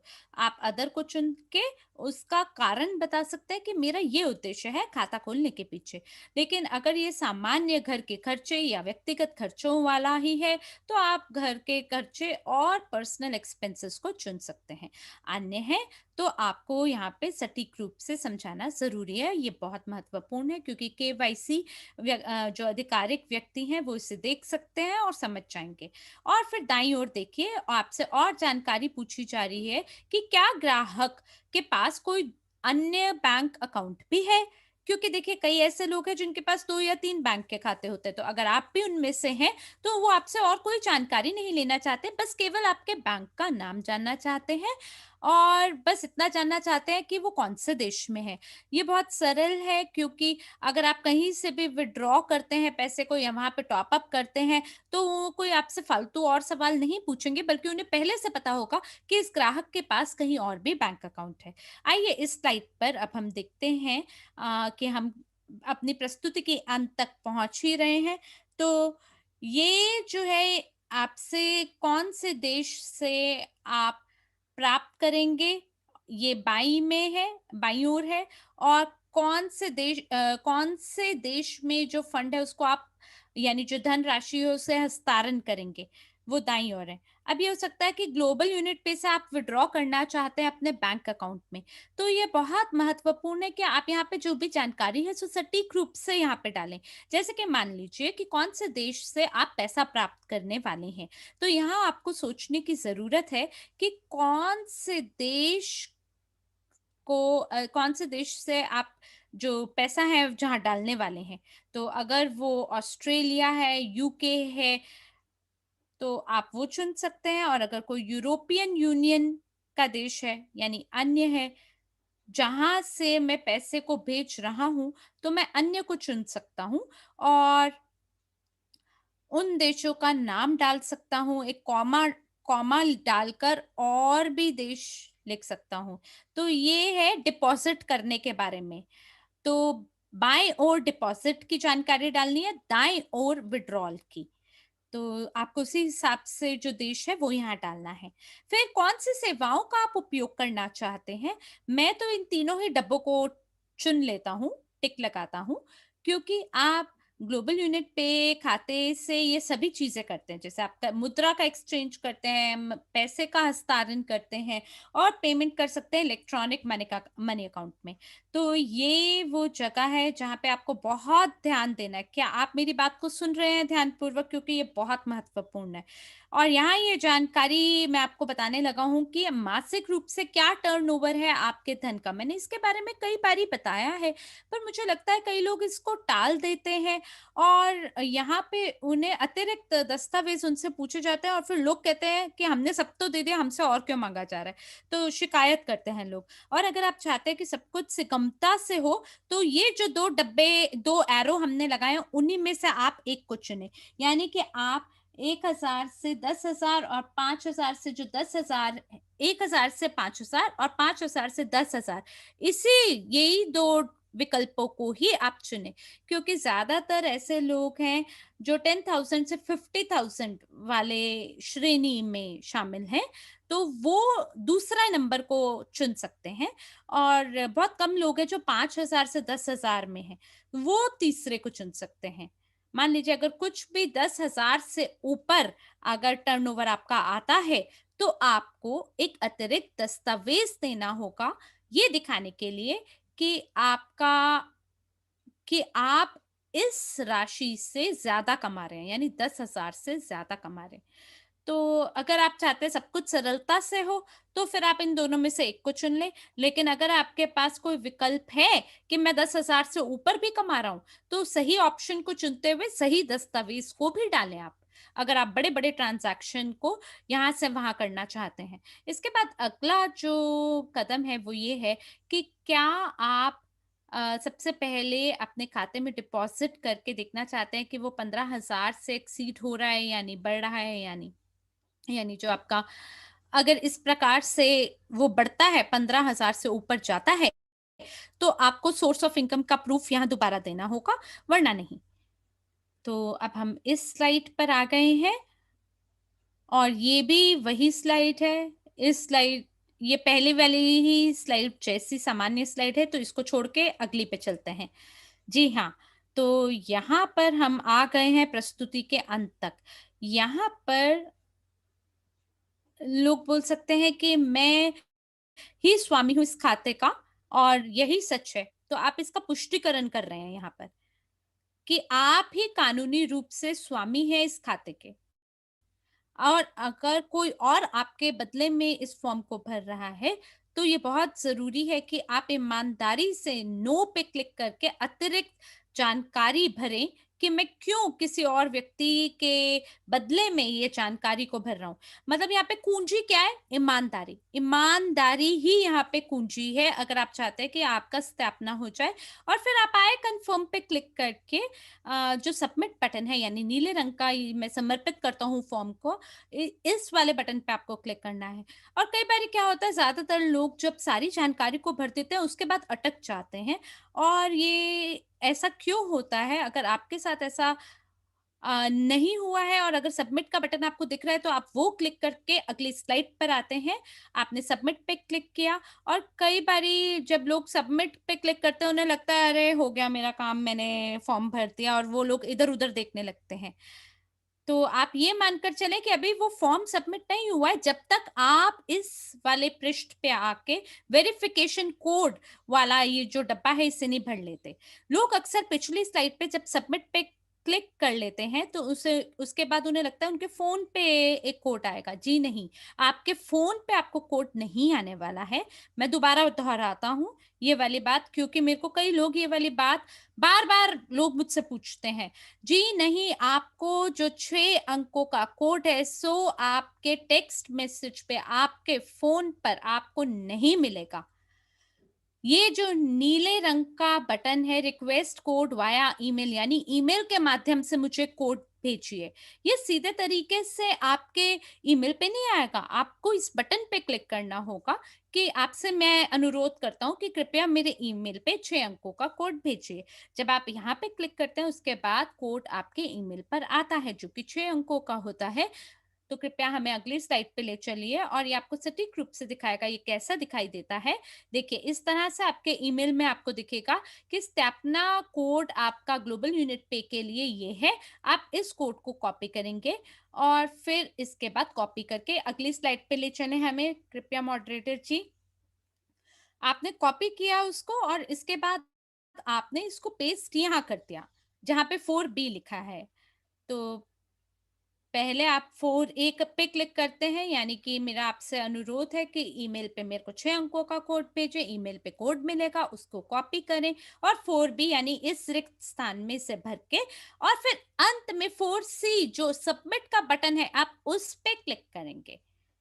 और इसके बाद हमें ले चलिए अगली स्लाइड पर और इसके बाद ये आपको वापस लेकर आएगा वेरिफिकेशन प्रक्रिया के ऊपर और यहाँ पर आप देख पाएंगे कि जो व्यक्तिगत आपका यह फॉर्म है वहाँ पे आपको प्रोसेसिंग दिखाई देगा। यानी अभी ये संसाधित किया जा रहा है, ये अभी कार्य जो है सो प्रगति में है। तो अगर यहाँ पे प्रोसेसिंग नहीं दिखता है या इंडिविजुअल एप्लीकेशन फॉर्म पे भी प्रोसेसिंग नहीं लिखा आता है, तो इसका ये मतलब है कि आपका अभी भी काम पूरा नहीं हुआ है। तो आप ज़रूर सुनिश्चित करें कि सारी चीज़ें इसी तरह से जैसे स्लाइड पे दिख रही हैं, 1, 2, 3 के लिए ये इसी प्रकार से दिखाई दे और इंडिविजुअल एप्लीकेशन फॉर्म के लिए भी प्रोसेसिंग दिखाई दे। आप ये जानकारी को जगह-जगह सभी लोगों को बताएँ। आप अपनी डाउनलाइन तक पे भी जानकारी पहुँचाएँ, क्योंकि आपको कमीशन इसलिए प्राप्त होता है क्योंकि आप जानकारी उनको अपनी डाउनलाइन तक पहुँचाते हैं। तो आपको ये कोशिश करनी है कि किसी को भी कोई दिक्कत ना हो और सभी लोगों को सब कुछ सटीक रूप से समझ आए। और अब अंतिम कदम के लिए मैं एडीन को देना चाहूँगा ये मंच, जो कि आपको प्रूफ ऑफ एड्रेस के बारे में जानकारी बताएँगे। एडीन, ये मंच आपका है। धन्यवाद आपका आर्षिव। तो ठीक है, ये जो बड़ा नीला बटन है सबमिट फाइल, इस पे आप क्लिक करेंगे और अगली स्लाइड पर आ जाएँगे। तो ये बहुत ही महत्वपूर्ण है मेरे दोस्तों। लोग सवाल पूछ रहे हैं चैट में कि किस प्रकार के जो दस्तावेज़ हैं वो उन्हें स्वीकृति मिलेगी इसके लिए। तो देखिए, ये इसलिए है ताकि आपको एक और फॉर्म मिले आइडेंटिफिकेशन का, ताकि ये सुनिश्चित हो सके कि जिस पते की जानकारी आपने दी है वो सक्रिय पता नहीं है और आपको वो फॉर्म को जाके कंप्लीट करना है। तो यहाँ पे आपका जो प्रूफ ऑफ एड्रेस है, आपको वो मान लीजिए कि अगर हाउस बिल है, आपका घर का बिल है, आप वो डाल सकते हैं और अगर बैंक स्टेटमेंट है तो आप ऑनलाइन बैंक से डाउनलोड करके यहाँ लगा सकते हैं। यूटिलिटी बिल ले सकते हैं, पीडीएफ फॉर्म में बैंक स्टेटमेंट डाल सकते हैं। आपको बस सुनिश्चित करना है कि सही प्रारूप यानी फॉर्मेट में होना चाहिए, वो जेपीईजी में होना चाहिए। और मान लीजिए कि अगर आपके पास कोई कागज़ है, कागज़ के रूप में बैंक स्टेटमेंट है, जो कुछ भी आपके पास है, वो आपको वर्तमान पते के हिसाब से वो उसपे पता लिखा होना चाहिए और वो जो दस्तावेज़ है वो 3 महीना, मान लीजिए कि अगले 3 महीने तक वो एक्सपायर ना हो रहा हो। और आपको ये सुनिश्चित करना है कि वो उसकी मान्यता 3 महीने में खत्म ना हो रही हो और यही आपको सुनिश्चित करके जो बिल्कुल एकदम नया कोई भी दस्तावेज़ है सो आप यहाँ डालें। और यहाँ पे आपको बैंक और पोस्ट ऑफिस की जानकारी आप दे सकते हैं या जो सरकार है जिन्होंने जारी किया है दस्तावेज़, वो भी दस्तावेज़ आप यहाँ पे डाल सकते हैं। तो आप यहाँ पे अपने पहचान के दस्तावेज़ को आपको यहाँ डालना है और मैं लेटर ऑफ रिस्पॉन्स का मैंने उपयोग किया था, जो मैंने ड्राइविंग लाइसेंस में डाला था अपनी सरकार के लिए और उसको स्वीकृति मिल गई थी क्योंकि ये जो दस्तावेज़ है, ये सरकार द्वारा जारी किया गया है। तो जैसे मैंने आपको बताया कि जो आइडेंटिफ़िकेशन डॉक्यूमेंट है जिनको हमने पहले समर्पित किया है, वो सारी जानकारी उससे मिलती हो और सारी चीज़ें जो हैं वो सटीक रूप से दिखती हों। ऐसा नहीं होना चाहिए कि आप कोई ब्लर इमेज डाल रहे हैं और चित्र जो है उसके सभी विवरण ठीक प्रकार से पढ़े जाने वाले होने चाहिए। तो जब आप ये देख लेते हैं कि जो सभी दस्तावेज़ हैं वो स्क्रीनशॉट ना हो और या फ़ोटोकॉपी ना हो और आपको बस ये ध्यान रखना है कि ओरिजिनल डॉक्यूमेंट हो और 10 मेगाबाइट जितना अगर है तो ये बेहतर है और अगर नहीं है ऐसा तो आप ये जो अटैच फाइल है उस पे आप क्लिक कर सकते हैं, वहाँ पे अपलोड कर सकते हैं अपने दस्तावेज़ों को उस पे क्लिक करके। तो इस स्लाइड पर इसका ये मतलब है कि हमारा जो भी प्रस्तुति है सो पूरी हो गई है और धन्यवाद है आपका ध्यान देने के लिए। बस एक सवाल पूछा गया है चैट के अंदर तो जो यूनिक आइडेंटिफिकेशन नंबर है मैं उसके बारे में आपको जानकारी देना चाहता हूँ कि ये जो एरो है जहाँ पे आपका सरनेम है वहाँ पे आप क्लिक करेंगे तो वहाँ पे एक ड्रॉप बॉक्स आपको दिखाई देगा जहाँ पे आपको आपका यूनिक आईडी मिलेगा, my profile, messages, notification, security और साइन आउट। तो ये जो ड्रॉप डाउन बटन है इसमें से आप चुन सकते हैं और ये आपका आइडेंटिफिकेशन नंबर है। ये बहुत महत्वपूर्ण है, केवल सपोर्ट टिकट के लिए महत्वपूर्ण नहीं है, बल्कि जब आप विथड्रॉ करते हैं फंड्स को बैक ऑफिस से। तो ये पहले 2 सवाल हैं जो पूछा जाता है और उसमें ये आइडेंटिफिकेशन नंबर माँगा जाता है। और इसके बाद जो दूसरी चीज़ है वो ये है कि कोई भी अगर आप कॉरेस्पॉन्डेंस हमारी सपोर्ट टीम को भेजते हैं, तो वहाँ पे अ, बटन में आपको 0 दिखाई देगा और इसके लिए आने वाले दिनों में आपके इनबॉक्स में आप देख सकते हैं कि आपका जो ग्लोबल यूनिट पे खाते के स्टेटस पर हमारी टीम से एक भी संदेश ऐसा ना हो जो आपको ना प्राप्त हो। तो आइए अब हम अगली स्लाइड पर चलते हैं और यहाँ पर आप देख सकते हैं कि जितने भी नीले रंग के बटन हैं, वो जब आप ये भी कर लेते हैं तो आपको प्रोसेसिंग दिखाई देगा या वेरिफाइड स्टेटस दिखाई देगा। तो ये बहुत बढ़िया है, अगर आप ये करते हैं तो ये बढ़िया रहता है। तो अब हम फटाफट से जो प्रश्नावली का दौर है उससे गुज़रते हैं और आप हमसे अपने सभी सवाल पूछ सकते हैं। अगर आपका कोई भी सवाल है तो आप उसको ज़रूर हमसे पूछें। तो पहला जो सवाल है मार्शल से वो ये है कि मैंने ये देखा है कि मेरा जो ग्लोबल यूनिट पे अकाउंट है वो फ्रीज हो गया है। तो क्या आप रीओपन कर सकते हैं, दोबारा उसे खोल सकते हैं? तो मार्शल क्या आप बता सकते हैं खाता कैसे दोबारा खुलेगा? देखिए, हर बार जो व्यक्ति हैं ये कई कारणों की वजह से हो सकता है और सामान्य रूप से देखा जाए तो जब कॉम्प्लायंस टीम आपसे बोलती है कि आप अतिरिक्त जानकारी को डालें और आप उस बात को टाल देते हैं और इंतजार करते हैं तो ये इसलिए होता है कि आप अपने खाते तक इसलिए पहुंच नहीं बना पाते हैं क्योंकि आप कंप्लायंस ऑडिट के माध्यम से गुजरते हैं और जो लोग पूर्ण रूप से वेरिफाइड नहीं हैं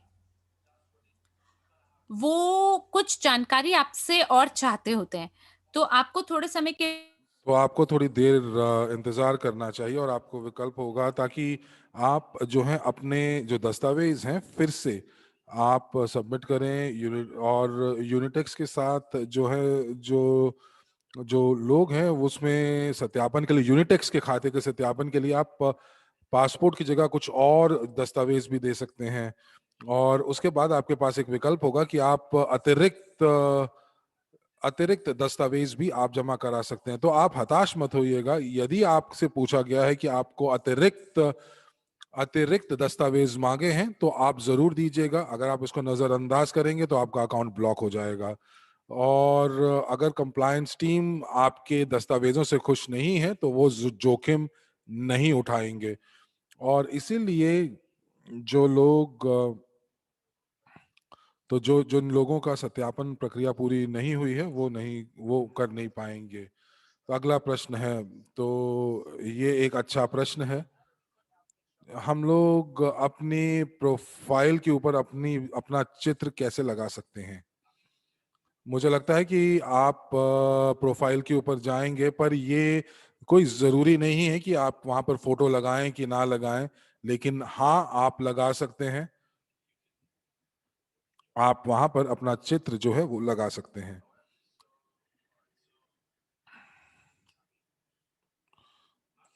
तो यहाँ पर प्रश्न है कि मैं जो डॉलर है वो एक जीपी अकाउंट से दूसरे जीपी अकाउंट में कैसे डाल सकता हूँ? तो तो अब आपके पास डॉलर्स हैं क्वांटम वॉलेट के अंदर, और जब आप वहां पर एक बटन है जिसका जो बटन है उसका है हस्तांतरण, ट्रांसफर। आप जैसे ही ट्रांसफर बटन दबाएंगे वो आपसे पूछेंगे कि कितना आप हस्तांतरण करना चाहते हैं, और उस वहां पर आपको यहाँ पर ध्यान देना होगा कि आपको यूजर आईडी का ध्यान देना होगा। जो आपका अकाउंट जो बन जाएगा तो यूजर आईडी का आप इस्तेमाल करेंगे, और आप यूजर आईडी के माध्यम से आप पी टू पी जो है हस्तांतरण कर सकते हैं। तो आपके पास क्वांटम एसेट वॉलेट के अंदर पैसे होने चाहिए, और तभी आप इसको कर पाएंगे।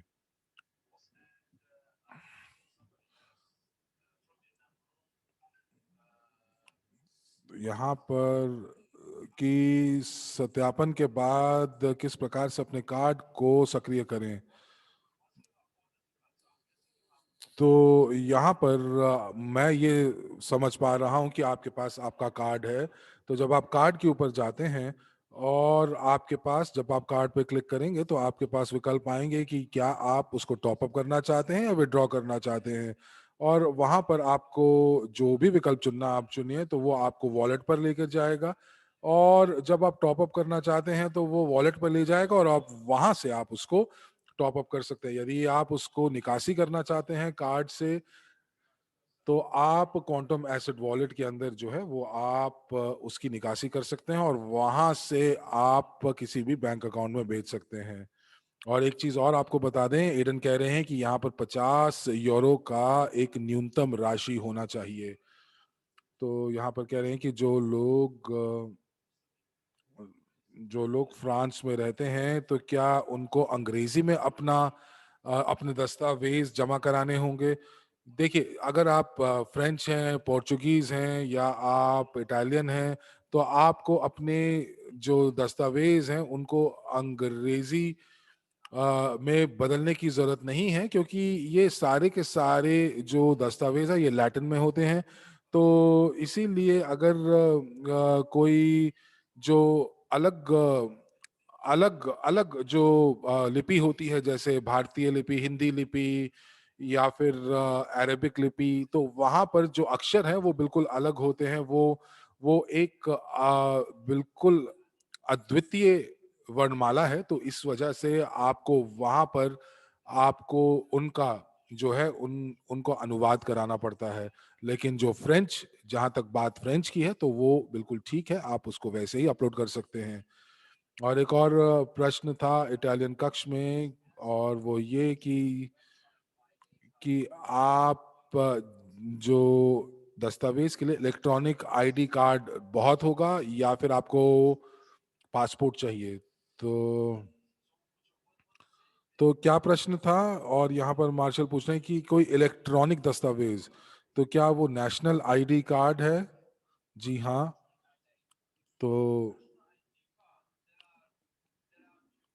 तो कुछ देश हैं जिनको जो ग्लोबल यूनिट पास जो है वो उनको विशेष अधिकार देता है कि वो राष्ट्रीय आईडी का इस्तेमाल कर सकते हैं, और वो पते का सत्यापन उसके जरिए से कर सकते हैं। तो मैं देखता हूं कि वो कौन से देश हैं, और मैं ये आपके लिए पढ़ रहा हूं। ये इसलिए क्योंकि कुछ देशों के अंदर जो ये दस्तावेज हैं, ये दस्तावेज जो हैं, ये दस्तावेज मुख्य तौर पर यहाँ पर पहचान पत्र बन जाते हैं।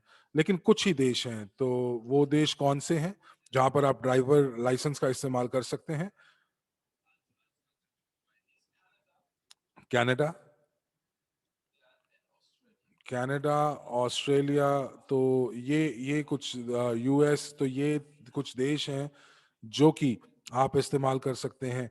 और कुछ देशों में नेशनल आईडी कार्ड भी हैं यूरोपियन यूनियन के अंदर, लेकिन कुछ देशों का जो, जब आप पासपोर्ट का इस्तेमाल करते हैं, अंतर्राष्ट्रीय पासपोर्ट का इस्तेमाल करते हैं, तो आपके आसार बढ़ जाते हैं सत्यापन होने के। और साथ ही साथ एडन कह रहे हैं कि जब आप जाते हैं तो आप जब चुनाव करते हैं, जैसे आप इटली में करते हैं, तो वो आपसे कहेंगे कि आप कौन कौन से दस्तावेज अपलोड कर सकते हैं, चाहे वो पासपोर्ट हो या आईडी कार्ड हो या आपका ड्राइविंग लाइसेंस हो। तो ये देशों के ऊपर निर्भर करता है कि आप कौन से देश से अपने आवेदन दे रहे हैं। एक और भारतीय कक्ष से प्रश्न है कि उनका जो फॉर्म है वो विफल हो गया है 3 बार, और उनका जो जो जो यहाँ पर जो कारण है वो ये है कि आपको अपने अपने जो और आय के स्रोतों के बारे में बताना है। तो छोटू लाल जी, ये प्रश्न आपका है। तो यहाँ पर यहाँ पर कह रहे हैं मार्शल कि अगर आप $15,000 से ऊपर का रकम डाल रहे हैं तो आपसे पूछा जाएगा कि आपका आय का स्रोत क्या है, और तो आपका और क्या आय के स्रोत है, क्योंकि $15,000 से ऊपर का है, क्योंकि आपने फॉर्म में कुछ अलग लिखा है जो कि मैंने आपको नहीं बताया है, या आपने कुछ ऐसा कुछ लिखा है। तो इसीलिए आप ये जो वेबिनार है इनको आप इनका हिस्सा बनिए, इनका वीडियो रिकॉर्डिंग देखिए और उसके बाद ही फॉर्म को भरिए। क्योंकि आप अगर यहाँ पर फॉर्म में जो जो रिजेक्ट होंगे, विफल होंगे, वो तभी होंगे जब आप कुछ जानकारी ऐसी डालेंगे जो हमने नहीं बताई, या जो हम बता रहे हैं उससे अलग डालेंगे। तो चलिए आइए, इटालियन कक्ष में ये प्रश्न है। तो यहाँ पर लिख रहे हैं कि मेरे काफी दस्तावेज जो हैं वो विफल हो गए हैं। तो यहाँ पर ये जो है, आपको पासपोर्ट देने की ज़रूरत है यदि आपके और आईडी जो है वो स्वीकृति नहीं हो पा रही है। तो इसका सरल सा आपके पास आपके पास जो आपको करना है वो कदम ये है कि आपको पासपोर्ट देना है। तो इटालियन कक्ष के लिए मैं यही कहूँगा कि आप अंतर्राष्ट्रीय पासपोर्ट का इस्तेमाल करिए। तो जो कुछ आप इलेक्ट्रॉनिक आईडी कार्ड की बात कर रहे थे, जिससे आप आपकी जो जिसके अंदर वो बायोमेट्रिक जानकारी जो है उसके अंदर दर्ज है। और ये प्रश्न है कि यूनिटेक्स से आप ग्लोबल यूनिट पे में कैसे हस्तांतरण करते हैं। इसके लिए मैंने एक वीडियो बनाया है, मार्शल कह रहे हैं आप अपने स्पॉन्सर से पूछ सकते हैं। और ये जो वीडियो है, अगर आप मैं आपको देखता हूं कि अगर मैं यहाँ पर उस वीडियो को देख पा रहा हूं तो मैं चैट में डालता हूं ताकि लोग उस वीडियो को देख सकें। तो ये अंग्रेजी में है लेकिन आपको फिर भी समझ में आ जाएगा। तो एक मुझे एक क्षण दीजिए और मैं आपको ये वीडियो देखता हूँ। तो आप अगला प्रश्न देखते हैं तब तक।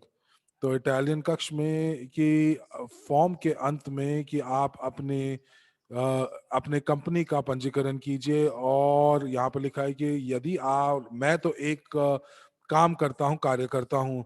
तो यदि आप कार्यकर्ता हैं, आप अगर आप स्व नियोजित नहीं हैं और आप नौकरी पर हैं, या अगर आप ईवो रिच पार्टनर प्रोग्राम के हिस्सेदार हैं, तो यहाँ पर आप बिल्कुल लिखिए कि आप नौकरी करते हैं और आपको और कोई कंपनी को पंजीकरण कराने की या उसके बारे में लिखने की जरूरत नहीं है।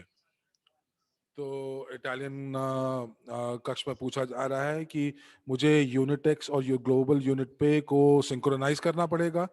तो मुझे लगता है कि ये प्रश्न अलग है कि इसके लिए भी मैंने एक वीडियो बनाया है। तो अगर लोग जो हैं यूनिटेक्स से निकासी करना चाहते हैं ग्लोबल यूनिट पे के लिए, तो आपको अकाउंट को सिंक्रोनाइज होना पड़ेगा, और उसके लिए मैंने जो है मैं वीडियो डाल देता हूं, और ये आप यहाँ से अंग्रेजी कक्ष से ले सकते हैं। तो तो यहाँ पर ये जो वीडियो मैं आपके चैट में डाल रहा हूँ, ये वीडियो आपको बताएगा कि आप किस प्रकार अपने बोनस की निकासी कर सकते हैं एवरेज से। तो दूसरे वाला है जो कि आप किस प्रकार से जो है आप यूनिटेक्स को और ग्लोबल यूनिट पे को आप सिंक्रोनाइज कर सकते हैं। तो तो तो यहाँ पर कुछ प्रश्न और रहे। यहाँ पर तमिल कक्ष से है कि मैं किस प्रकार से अपना यूएसडी जो है मैं अपने बैंक अकाउंट भारत में ले सकता हूँ। आप कर सकते हैं, लेकिन उसके लिए आपको भारत में यूएसडी अकाउंट होना चाहिए। तो आपके पास एक अंतरराष्ट्रीय बैंक होना चाहिए, आपके पास आईबैन नंबर होना चाहिए। आप जब अपने बैंक के पास जाकर आप आईबैन नंबर पूछ सकते हैं, क्योंकि जब आप निकासी करने की कोशिश करेंगे तो आपसे आईबैन नंबर पूछा जाएगा और पीआईसी नंबर पूछा जाएगा। तो आपको ये जानकारी आपको वहां पर देनी होगी और उसके बाद आप जो है निकासी कर सकते हैं। मुझे मालूम है कि दक्षिण अफ्रीका में बहुत सारे लोगों ने इसकी निकासी की है। और और तो आप जो है इसके अंदर जो अंतराल है वो 6 से 7 दिन का वक्त लगता है। तो यहाँ पर प्रश्न है कि अगर आप अकाउंट ओपन खोल देते हैं और आप कोई लेन देन नहीं करते तब क्या होगा। देखिए, ग्लोबल यूनिट पे से पहले मैंने अपना ग्लोबल यूनिट पे का इस्तेमाल मैंने 1.5-2 महीने तक नहीं किया था, लेकिन मुझे कोई दिक्कत नहीं हुई। तो यहाँ पर कोई कोई मासिक सदस्यता शुल्क नहीं है, और यदि आपका अकाउंट सत्यापित हो चुका है तो उसके लिए कोई दिक्कत नहीं है। तो और कोई प्रश्न?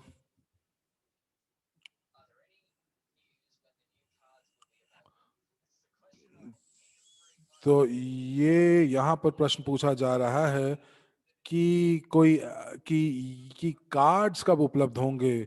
तो हम लोग आपको बता दें कि हमें ये वाकई नहीं पता कि ये कार्ड कब उपलब्ध होंगे। और जब ये कार्ड उपलब्ध होंगे तो आपको सबसे पहले बैक ऑफिस में खबर पता चल जाएगी, और वो आपको आपके वेबिनार्स के जरिए से भी पता चलेगा। तो ये जब आपको खबर मिल जाएगी और हम लोग ये जो कार्ड्स हैं बैक ऑफिस के जरिए से इसका हस्तांतरण या वितरण करेंगे। मार्शल, बहुत सारे प्रश्न हैं जो रूसी कक्ष में हैं। तो यहाँ पर प्रश्न पूछा जा रहा है कि मैं रूसी नागरिक हूं, लेकिन मैं यूक्रेन में रहता हूं, और मेरे जो दस्तावेज हैं वो मेरे पास यूक्रेन का नागरिक क्या आवासीय नागरिकता है। और मुझे दो जो दो नागरिकताएं हैं वो मिल रही हैं, लेकिन जो मैं आवेदन भर रहा हूं वो पूर्ण रूप से मैं नहीं भर पा रहा हूं। मेरा जो यूक्रेन में जो पता है वो उसका पुष्टिकरण हो चुका है। तो अब प्रश्न क्या है? मार्शल कह रहे हैं कि प्रश्न क्या है। तो वो ये कह रहे हैं कि ये जो आवेदन है उसके अंदर वहां पर 2 नागरिकताएं उपलब्ध हैं। तो ये एडन तो मार्शल कह रहे हैं कि अगर आपके पास 2 देशों की नागरिकता है तो आप वहां लिख दीजिए, और अगर नहीं है तो आप मत लिखिए। आपको बताया है कि जो एप्लीकेशन फॉर्म जो मैं आपको दिखा रहा था, तो उसने पूछा है कि आपके पास दोहरी नागरिकता है कि नहीं है। ये एक विकल्प है। अगर आप दोहरे नागरिक हैं तो आप वहां पर उसका चुनाव कीजिए, उस विकल्प को चुनिए। नहीं तो आप उसको छोड़ दीजिए। तो यदि आप सिर्फ और सिर्फ अगर आप एक ही नागरिकता है, एक ही नागरिक हैं और आपका पासपोर्ट जो है वो रूस से है, तो आप रूस डालिए। तो एक मैं आपको उदाहरण देता हूं। तो वो ये कह रहे हैं कि वो रूसी नागरिक हैं, लेकिन जो उनका जो पता है, जो पता के दस्तावेज हैं वो यूक्रेन के हैं। तो मैं आपको उदाहरण देता हूं कि यदि कोई यूके में रुक रह रहा है, माफ कीजिएगा, अगर वो दुबई में रह रहे हैं और वो नागरिक यूके के हैं, तो जब वो वहां पर अपना पता बताते हैं तो वो दुबई का पता देंगे, और यहाँ पर वो अपना जो पता है वो यूक्रेन का देंगे और पूरे दस्तावेज यूक्रेन के होंगे। तो क्या आपको समझ में आया?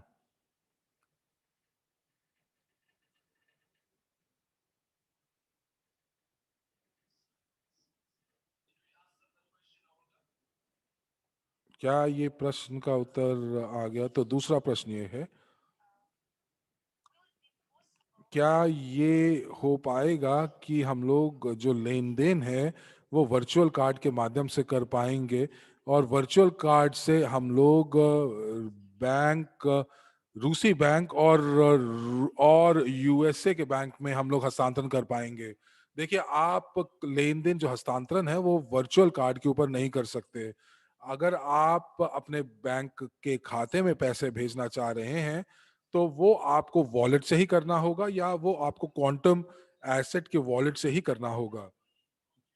आप जो पैसे हैं अपने अकाउंट में वर्चुअल कार्ड से हस्तांतरण नहीं कर सकते हैं।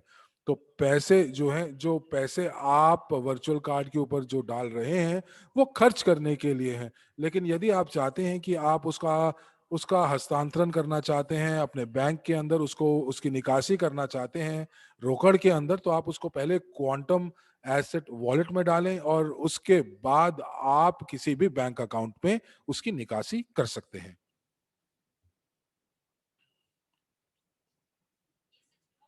क्या ये हो सकता है कि हम लोग यूएसडीयू, यूएसडी, यूएनटीबी की निकासी कर सकें यूनिटेक्स से ग्लोबल यूनिट पे के अंदर? जी नहीं। देखिए, यूएसडी आप कर सकते हैं, लेकिन यूएसडीयू और यूएसडीसी और यूएसडीसी भी, हाँ, क्योंकि यदि आपने डिजिटल एसेट अकाउंट खोला हुआ है तो आप वहां पर यूएसडीसी का आपके पास ग्लोबल यूनिट पे में पता होगा, एक वॉलेट होगा, लेकिन जो यूएसडी यू है वो अभी आप हस्तांतरण नहीं कर सकते हैं। तो आप यूएसडी कर सकते हैं और यूएसडीसी भी कर सकते हैं अगर आपके पास यूएसडीसी है यूनिटेक्स के अंदर तो। ये एक अच्छा प्रश्न है, और ये प्रश्न है एक तो अगर हम लोग बैंक अकाउंट खोलते हैं तो क्या हम लोगों को मासिक या वार्षिक सदस्यता शुल्क देना पड़ेगा?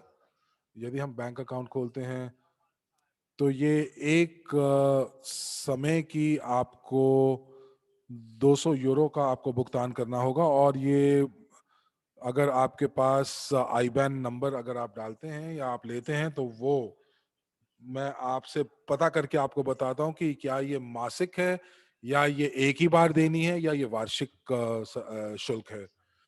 और हरीश, आपका जो प्रश्न था वो रूसी कक्ष के प्रश्नों के साथ दे दिया गया कि किस प्रकार से आप यूनिटेक्स से यूजी पे में आप हस्तांतरण कर सकते हैं। तो यूनिटेक्स के अंदर आप अपना पैसा जो है यूएसडीसी जो है वो यूनिटेक्स के अंदर भी है। तो मैंने अभी यूएसडीसी का मैं पुष्टिकरण नहीं करता हूं, लेकिन यूनिटेक्स के अंदर आप निकासी कर सकते हैं क्योंकि ग्लोबल यूनिट पे के अंदर हमारे पास यूएसडीसी वॉलेट भी है। लेकिन आप यूएनटीबी और दूसरे दूसरे डिजिटल कॉइन्स के लिए आप उसकी निकासी नहीं कर सकते हैं। हमें और एक और प्रश्न है, और वो प्रश्न ये है कि यदि कोई दस्तावेज है उसके अंदर कोई भी वैधता की तारीख नहीं लिखी हुई है, तो उसके अंदर हम लोग क्या वैधता की क्या तारीख लिखेंगे आवेदन के अंदर, एप्लीकेशन के अंदर? तो एंड्रे ने हमारी जो बंद बैठक है उसके अंदर गुप्त बैठक में बताया था कि रूसी दस्तावेज या रूसी पासपोर्ट के ऊपर वैधता नहीं होती है। तो उस समय आप जो हैं आप कम से कम 10 सालों की वैधता डाल सकते हैं। तो आप 10 साल की वैधता जो है वो डाल सकते हैं। तो जो वैधता है आप 10 साल के बाद की डाल सकते हैं।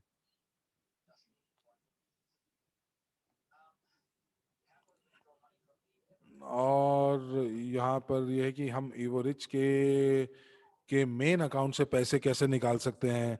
हम लोग मेन अकाउंट से पैसे नहीं निकासी कर सकते हैं, लेकिन अगर आप ये बता सकते हैं कि ये जो पैसे हैं मेन अकाउंट में वो बोनस अकाउंट से आए थे, तो आप जो है उसको आप निकासी कर सकते हैं। लेकिन जो मेन अकाउंट जो है वो आप इसीलिए करते हैं, टॉप अप उसमें इसलिए करते हैं कि यदि आप कोई पैकेज खरीदना चाहते हैं, और यदि आपने कभी गलती से आपने बोनस अकाउंट से पी टू पी में माध्यम से आप ने किसी और को हस्तांतरण कर दिए, और आप सबूत दे पाएं कि ये जो मेन अकाउंट में जो पैसे हैं ये आपके बोनस अकाउंट से आए हैं, तो आप उसका जो है निकासी कर सकते हैं।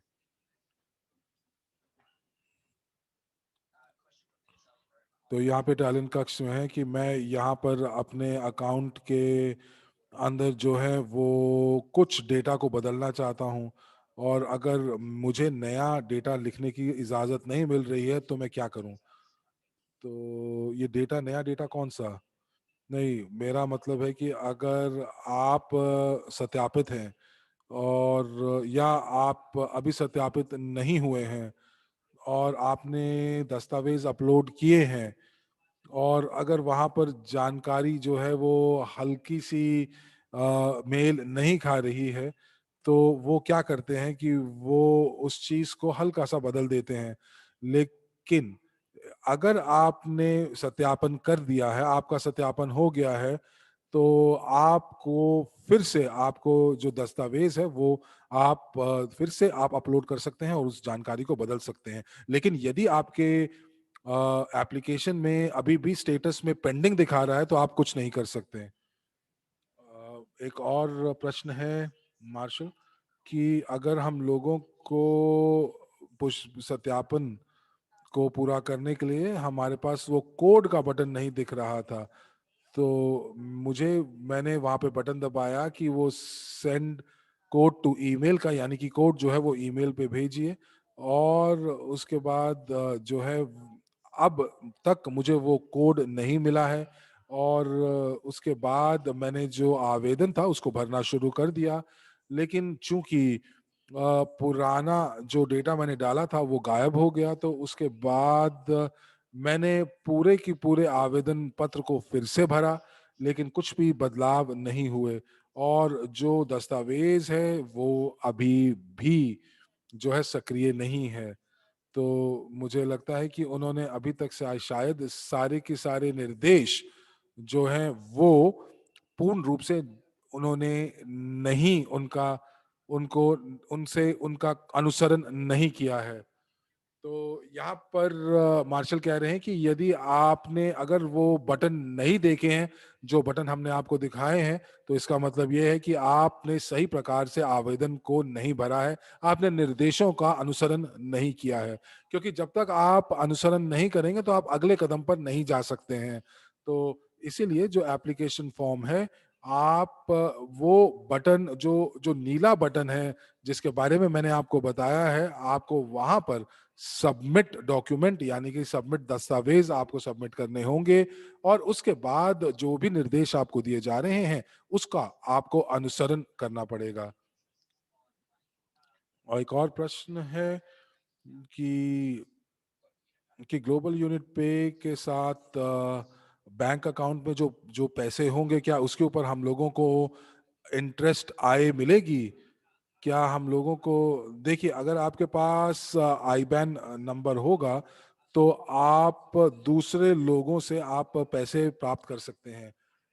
तो मैं आपको यहाँ पर थोड़ा धीरे से समझाता हूँ कि जब आपके पास आईबैन नंबर नहीं होता है, तो बैंक अकाउंट डिटेल्स जो आपको बैक ऑफिस में दिखाई देती हैं, जो पैसे आप जो अकाउंट आपका है, आपके नाम का है, वहीं से आप पैसे प्राप्त कर सकते हैं। लेकिन अगर आपके पास आईबैन नंबर है, तो इसका मतलब ये है कि आप जो है पैसे तीसरी पार्टी से प्राप्त कर सकते हैं।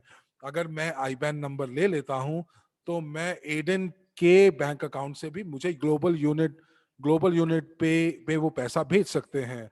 लेकिन अगर आपके पास आईबैन नंबर नहीं है, तो आप जो है थर्ड पार्टी से आप पैसे प्राप्त नहीं कर सकते हैं। तो आप केवल और केवल आप उसी बैंक से पैसे प्राप्त कर पाएंगे जो बैंक आपका अपने नाम पर होगा। तो मुझे उम्मीद है कि आपको ये समझ में आ गया होगा। तो ये फायदा है कि क्यों आपको आईबैन नंबर चाहिए।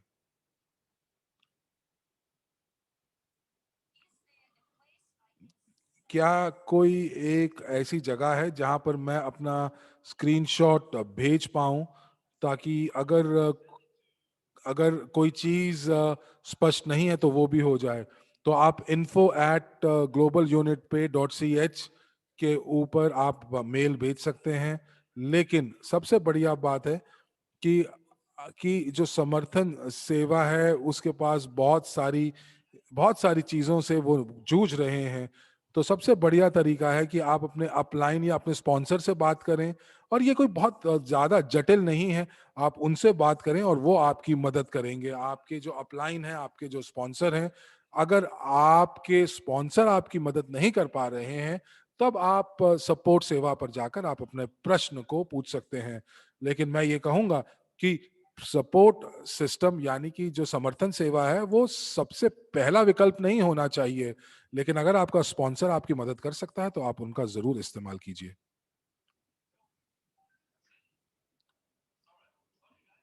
तो दोस्तों, धन्यवाद आप लोगों का। हम लोग आपको अगले बुधवार मिलेंगे, और कल हम व्यवसाय प्रस्तुति करेंगे ग्लोबल यूनिट पे के ऊपर। तो आपसे आग्रह है कि आप जितने ज्यादा लोगों को आप बताएंगे, आप यहाँ पर आएंगे, तो हमारा समुदाय उतना ज्यादा जानकारी प्राप्त करेगा। हम अपनी जो गलतियां हैं वो सुधार पाएंगे, और जो लोग ग्लोबल यूनिट पे का अकाउंट है उसका उस तक अपनी पहुंच बना पाएंगे। तो इसी के साथ मैं आप सभी को शुभ संध्या। और अगर आपके लिए ये सुप्रभात है तो मेरे सुप्रभात। और एडिन, आप मंच बंद कर सकते हैं। धन्यवाद मार्शल आपका, और आप सभी का धन्यवाद जिन्होंने यहाँ पर आज भाग लिया इस सत्र के अंदर। और ये जो प्रश्न लोग पूछ रहे हैं ये वाकई बहुत बढ़िया प्रश्न है, और ये दूसरे लोगों की भी मदद करते हैं। तो इसीलिए, ताकि ये प्रश्न अगर आप आज पूछ लेते हैं तो जो लोग आगे आवेदन भरने वाले हैं वो इस दिक्कत से नहीं जूझेंगे। हम लोग आपसे अगले हफ्ते फिर मिलेंगे, लेकिन कल रात को फिर से आप हमारे साथ जुड़िएगा, क्योंकि कल हम आपको बहुत सारी अच्छी सामग्री देने वाले हैं। एक विस्फोटक सामग्री है हमारे पास, और ग्लोबल यूनिट पे के बारे में आपको जानकारी दी जाएगी। तो कल हम आपको 3 बजे मॉस्को समय फिर मिलेंगे, और हम लोग कल आपके साथ, मार्शल के साथ मैं आपके सामने फिर हाजिर होऊंगा। धन्यवाद। तो दोस्तों, इसी के साथ ये सत्र यहीं खत्म हुआ। आपके अनुवादक हरमीत सिंह और साक्षी मल्होत्रा आपसे विदा लेते हैं, और अगले सत्र तक के लिए आपसे फिर मिलेंगे एक नए जोश के साथ, नई उमंग के साथ। शुभ रात्रि। धन्यवाद।